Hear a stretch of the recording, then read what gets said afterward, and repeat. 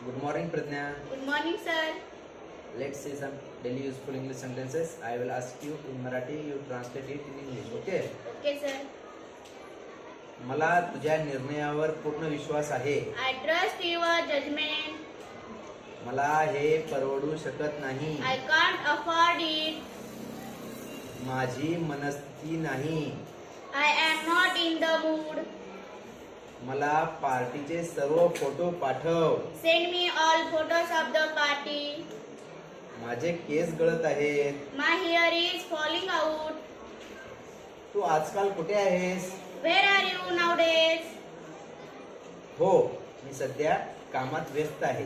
Yes, I am busy right now. 5 मिनिटानं मला message कर. Text me after 5 minutes. तुझे वजन वाढले आहे. You have put on weight.